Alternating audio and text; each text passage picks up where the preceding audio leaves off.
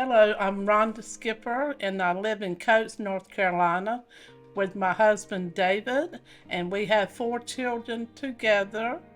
Dale is 44. When Dale was born, he was premature. 4 years later, I had my second son, Joshua. He looked entirely different from Dale. But a year later, I had my last son, Matthew, and we were astounded at how much Matthew looked like Dale. He started lagging behind the way Dale did. They wore hearing aids. Their speech was delayed. Went to a hearing aid and ear specialist. The doctor there just said, you know what?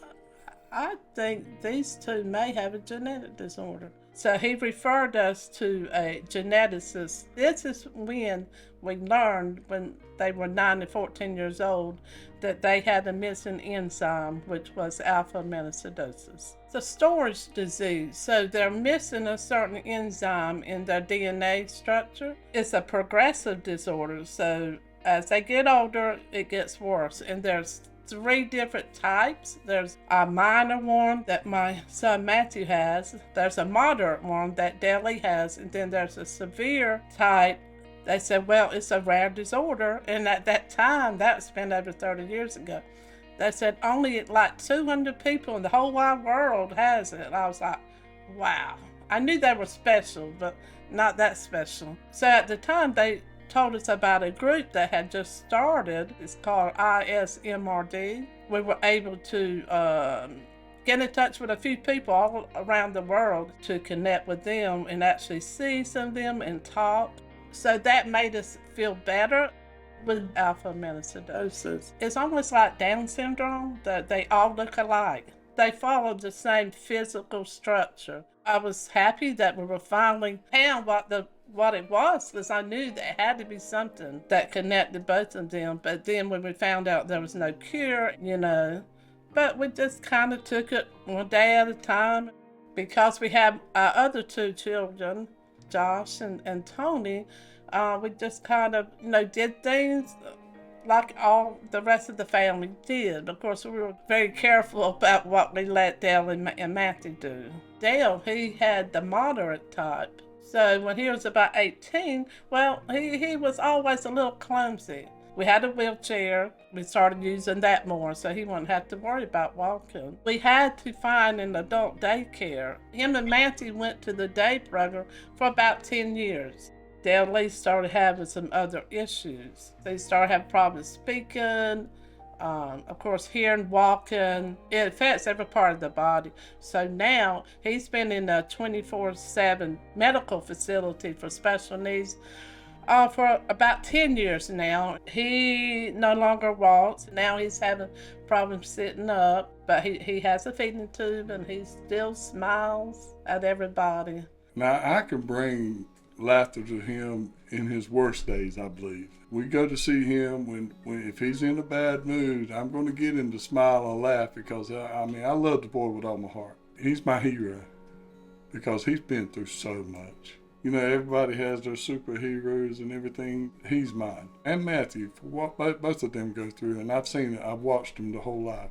Matthew, he has some speech and hearing problems, but he can talk. He helps out with the Special Olympics, and we're part of the Harnett County, which is a organization for individuals and families with disabilities. So we're always helping out someone else. So he loves to help people. He has a wonderful personality. Everybody says, I just love him.